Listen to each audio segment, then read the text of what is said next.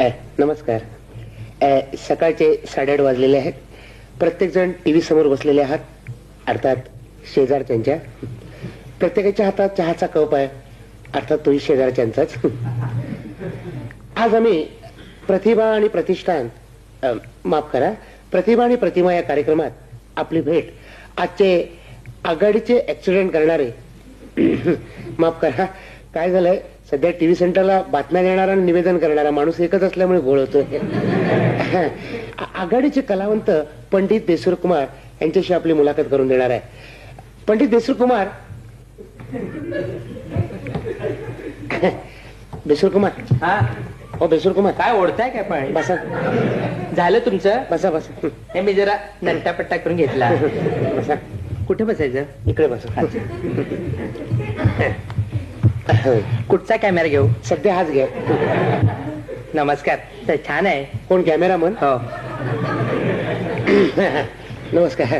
पंडित देसूर कुमार, बोला ना. सर्वात प्रथम मी तुम्हाला शेवटचा प्रश्न विचारतो. विचारा. आपला या सृष्टीमध्ये प्रवेश कसा काय झाला? तंबूतून. तंबूतून? हो.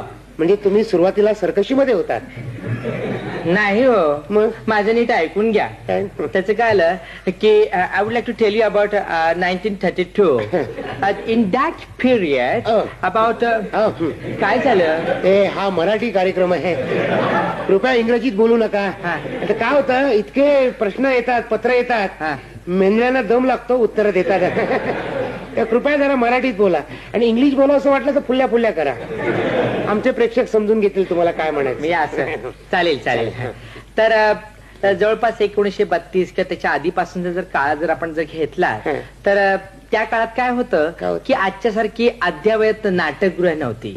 बऱ्याचशा नाटक मंडळी होत्या, म्हणजे बाल गंधर्व संगीत नाटक मंडळी, बालमोहन नाटक मंडळी, ही नाटक मंडळी, ती नाटक मंडळी. आणि काय व्हायचं की तालुक्याच्या गावी ही लोक जायची आणि तिथे आपला मोठा तंबू असा उभा राहायची, आणि त्या तंबूमध्ये मग आतली आणि बाहेरची लोक राहायची. आतले आणि बाहेरचे? हो. आतले म्हणजे आचारी, पाणके, पेट्या उचलणारे, हमाल वगैरे वगैरे, पडद्या मागची माणसं. आणि बाहेरची म्हणजे नटमंडळी. अच्छा. ती मी बाहेरचीच असते. अरे वा. तर आता अशी ती लोक राहत होती. आणि माझ्या लहानपणी बरं का, तुम्ही लहान होतात सारखे मला मध्ये मध्ये बोलताय, असं नाही करायचं. मी बोलतोय ना आता.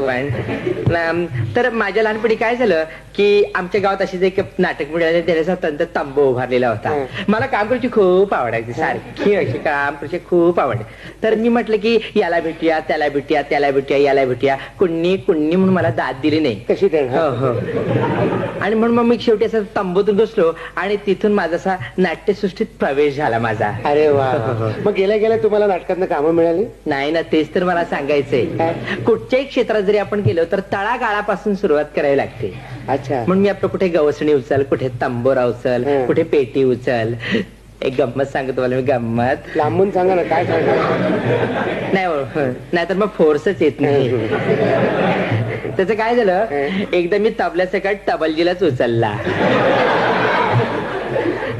आणि आमच्या कंपनीच्या मालकांना कळलं की फारच ताकदीचा नट आहे. आणि तेव्हापासून माझा रंगमंचावर प्रवेश झाला. माशा मिल्या तुमच्या, माशा माशा. जा जा जा, चल चल चल चल. बातम्यांच्या वेळेला जा, चल. असं का बातम्यांच्या वेळेला जायचं का म्हणाला? त्याचं काय झालं, बातम्यांच्यावर पूर्वी त्यांची भक्ती होती ना, त्यामुळे अनंत माशा इकडे आहेत. म्हणून ही माशी सारखी तुम्हाला भिडते. तर तुमचा असा म्हणजे प्रवेश झाला आणि तुम्ही ताकदीचं प्रदर्शन प्रोड्युसरना दाखवलं. तुमच्या ताकदीचं रहस्य काय? त्याचं काय, मला लहानपणापासून व्यायामाची खूप आवड. जेथे जेथे संधी मिळेल तेथे तेथे मी व्यायाम केला. आता वय झालंय, डॉक्टर म्हणतात दंड तर सोडा, जोर सुद्धा मारू नका. चांगली गोष्ट आहे. आणि त्यांनी मला सांगितलं की तुमची प्रकृती अजूनही ठणठणीत राहावी म्हणून तुम्हाला आवडणाऱ्या फळांच्या साली खा. अरे वा. मग कुठल्या फळांच्या साली खाल्ल्यात?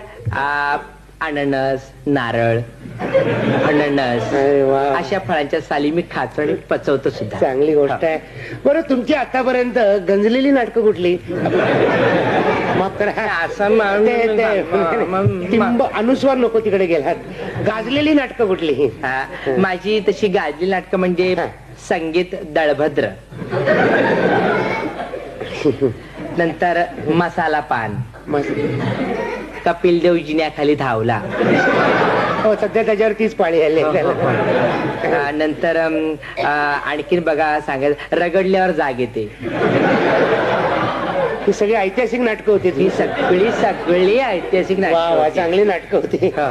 बरं तुम्ही तुमची संस्था काढली त्याला काय कारण झालं? त्याला कारण जर सांगायचं झालं तर एक नाटक झालं. कुठलं बरं ते? त्या नाटकाचं नाव होतं पती गेले ग खाटे खाली. कारण काय झालं? आता काय सांगायचं, त्याचं काय झालं की त्या नाटकामध्ये कधी पती असायचे तर कधी खाट नसायची, कधी खाट असायची तर कधी पती नसायचे. म्हणून मी शेवटी ती नाटक मंडळी ते नाटक सोडलं आणि माझी स्वतःची नाटक मंडळी मी स्थापन केली. अरे वा. तर आमचं त्याला गाजलेलं नाटक होतं तुझा तू खाजवी बाजा. बाजा म्हणजे बाजेवाल्याच्या जीवनावर होतं? नाही, मग बाजीरावाच्या जीवनावर होतं. बाजीरावाच्या? कारण तो बाजीरावाचा बाजा. खरंच तुम्हाला काय सांगायचं, तुम्ही काय मला बाजा समजलं काय? वाजवताय मागासून. तर तुम्ही ते नाटक काढलं, चांगली गोष्ट आहे. बरं तुम्ही मराठी चित्रपटात सुद्धा बरीच कामं केली. हो ना. कुठली कामं केली? मोलकरी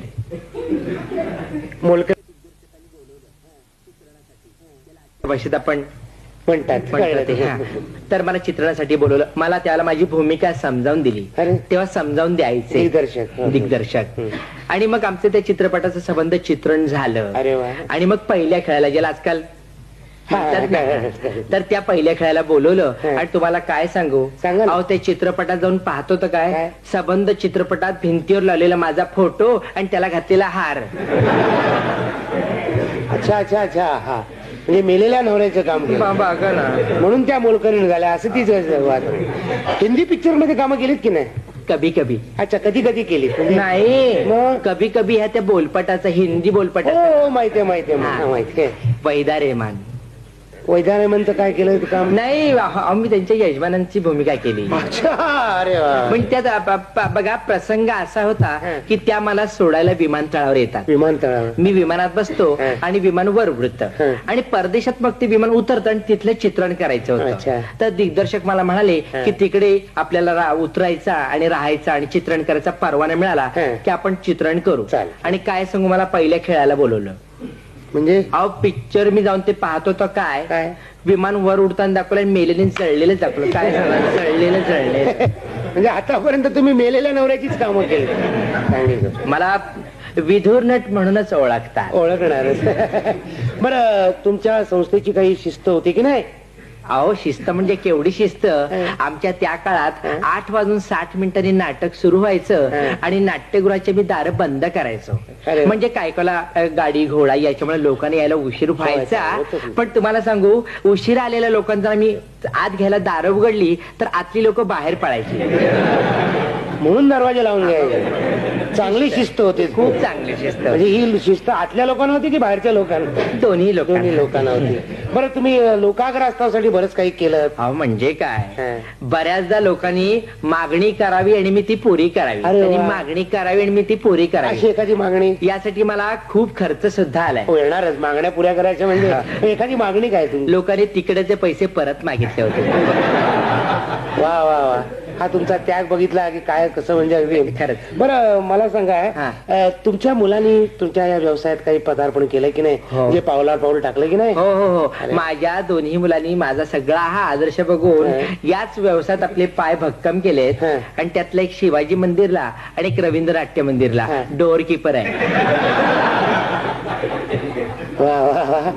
आज तुम्ही इथं आलात, आमच्या दर्शकांना तुमची माहिती सांगितली. हो ना. आणि नाटकात प्रवेश केल्यानंतर किंवा नाटक कसं करावं किंवा चित्रपटात कसं करावं हे म्हणजे लोकांना तुम्ही सांगितलं. आणि लोकांनी त्यातनं मला वाटतं मार्गदर्शन घेतलं असेल की कुठली नाटकं करू नयेत आणि काय करू नये.